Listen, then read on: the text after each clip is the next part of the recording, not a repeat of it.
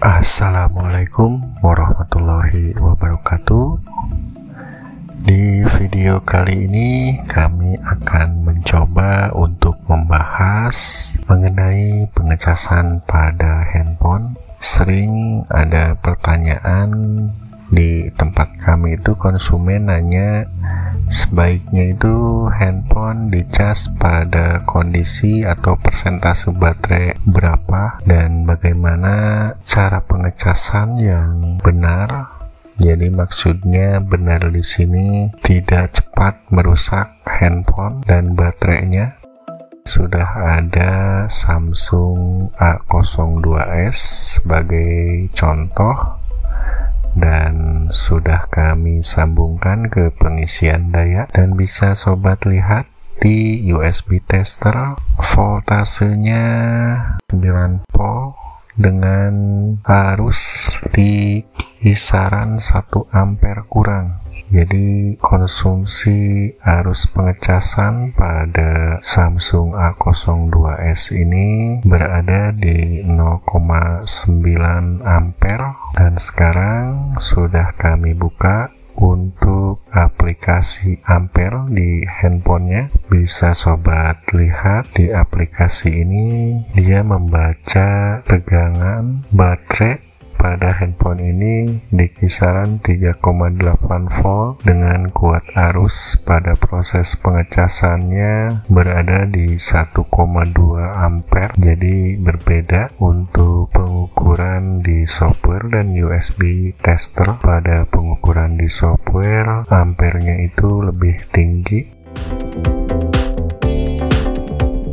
Ada beberapa hal yang akan mempengaruhi proses pengecasan pada handphone. Jadi ketika handphone digunakan untuk misalnya untuk membuka sosmed, jadi ketika kita mengecas handphone sambil membuka sosmed ataupun bermain game, pengecasannya itu pasti tidak akan optimal karena suhu pada handphonenya akan cukup panas ketika sedang dimainkan, yang otomatis handphone itu akan memerintahkan atau mengkonsumsi arus pada pengecasannya itu akan lebih rendah dibanding ketika handphonenya kita diamkan. Karena untuk handphone yang namanya smartphone ini dia bisa mendeteksi, jadi ketika ada aplikasi yang dijalankan otomatis proses pengecasan itu tidak akan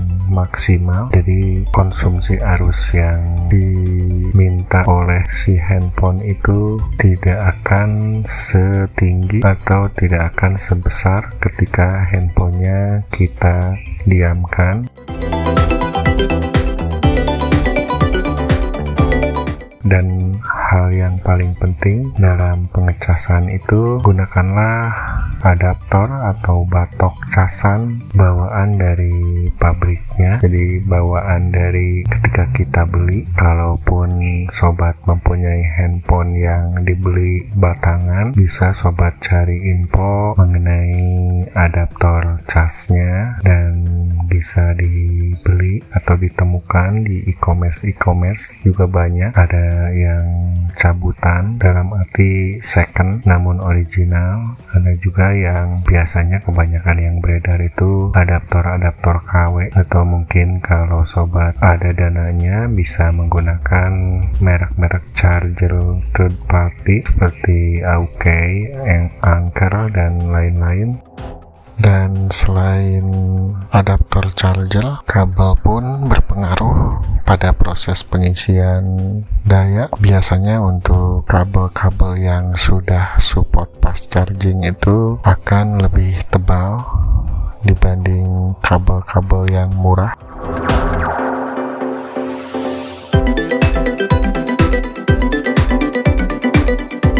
Dan di sini untuk handphone A02s ini kami matikan, dan bisa dilihat untuk konsumsi arusnya. Konsumsi arus pengecasannya ketika handphone dimatikan menjadi 1,5. Jadi untuk daya atau watt pengecasan itu adalah hasil kali dari voltase dengan ampernya. Misalkan seperti yang di sini terlihat 5 volt dikali 1,5 ampere kurang lebih 8 watt.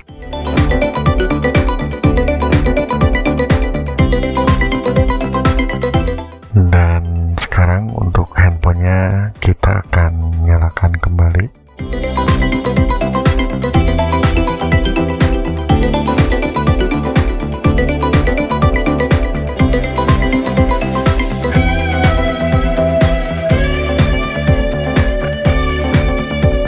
Dan di sini terlihat untuk voltase pengisian ada di 9 volt dengan konsumsi arus pada pengecasan 0,9 ampere, jadi 1 ampere kurang. Namun ketika handphonenya menyala, fast chargingnya itu aktif walaupun ampere yang dikeluarkan hanya 0,9, namun voltasenya dia main di 9 volt. Jadi untuk pengukuran pada proses pengecasan ada baiknya sobat menggunakan alat ukur tambahan, bisa berupa USB tester, karena untuk pengukuran dengan menggunakan software seperti ini itu hasilnya tidak akan akurat.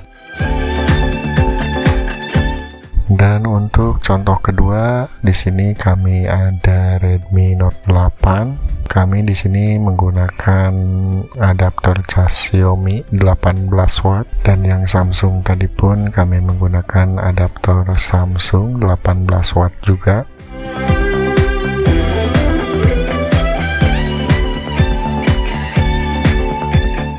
Terlihat di sini untuk pembacaan pengukuran pengecasan berada di 5 volt dengan kuat arus 2,2 ampere. Fast charging bisa dilihat pada simbol petir di kanan atasnya. Untuk fast charging logonya seperti itu.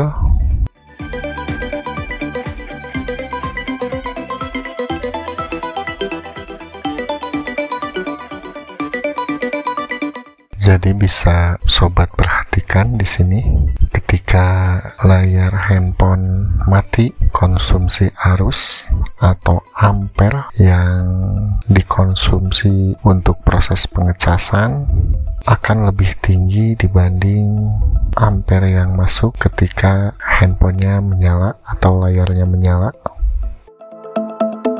Bisa dilihat di sini konsumsi arus ampernya bisa sampai 2,7, dan untuk voltasenya masih fluktuatif berada di 6 kurang dan 6 lebih sedikit.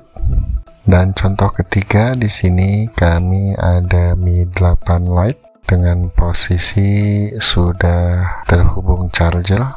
Pada saat layarnya mati, terlihat pengukuran di 4,9 volt dengan arus di 2,2 ampere, 12 watt kurang.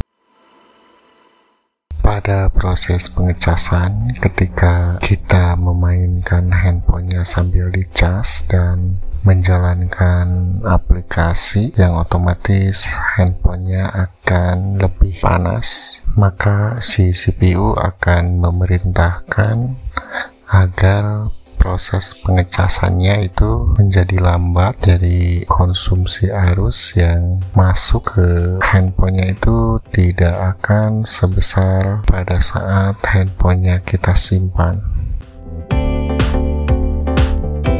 Jadi hindari proses pengecasan pada saat kondisi atau suhu handphone itu panas. Biasanya pada saat kita berada di mobil dengan kondisi di siang hari, sering sekali kita melihat ada yang ngecas dan disimpan di dashboard untuk handphonenya, dan mobilnya juga tidak memakai AC, itu akan berdampak buruk untuk handphonenya, karena kalau sering dilakukan seperti itu, seringnya baterai menjadi kembung, dan yang pasti untuk mesinnya sendiri akan lebih cepat rusak kalau sering diperlakukan seperti itu. Ketika siang hari di dalam mobil dengan mobil yang tidak memakai AC, kita ngecas handphone dan disimpan di dashboardnya, itu akan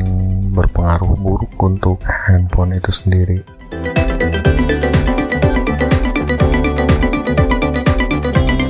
Di device info HW ini kita bisa lihat untuk voltase baterai di 4,1 volt, temperatur 38 derajat, kecepatan pengisian 1,3 ampere. Namun bisa dilihat di USB tester untuk kecepatan pengisian itu berada di angka 1,14, dan bisa sobat perhatikan ketika layar handphonenya mati, ampernya itu akan lebih besar dibanding ketika layar handphonenya hidup. Makanya itu menjadi alasan kalau pengisian akan lebih optimal ketika handphonenya kita simpan. Jadi handphonenya kita jangan dimainkan ketika melakukan pengecasan.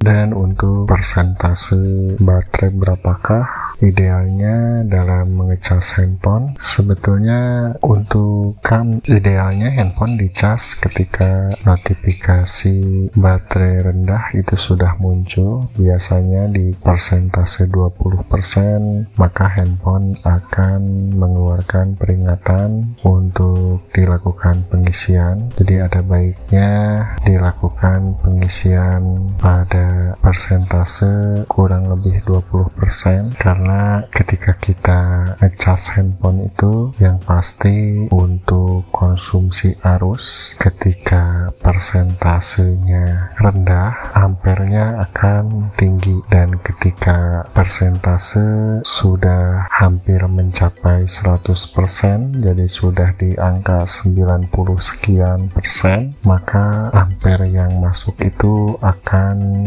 melemah. Jadi kesimpulannya untuk poin-poin di dalam proses pengecasan handphone, yang pertama, perhatikan adaptor dan kabel yang digunakan, sesuaikan dengan tipe handphone masing-masing. Yang kedua, hindari suhu panas berlebih ketika sedang melakukan pengisian daya. Yang ketiga, lakukanlah pengisian daya ketika baterai sudah berada di kisaran 20%, dan lepaskan pengisian daya ketika handphone sudah hampir mencapai 100%.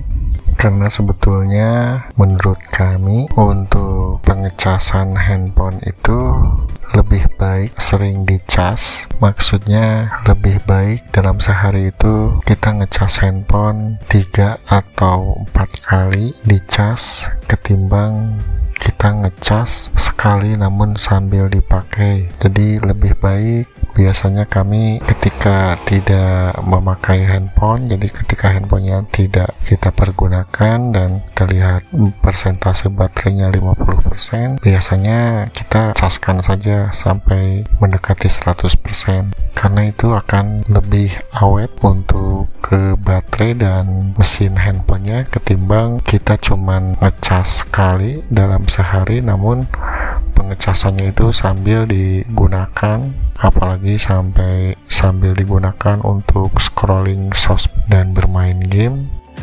Mungkin itu yang bisa kami sampaikan mengenai cara ngecas handphone dengan baik dan benar. Mohon maaf untuk kekurangan dalam menyampaikan dan pemilihan kata. Demikian video kami kali ini. Terima kasih telah menonton. Semoga bermanfaat.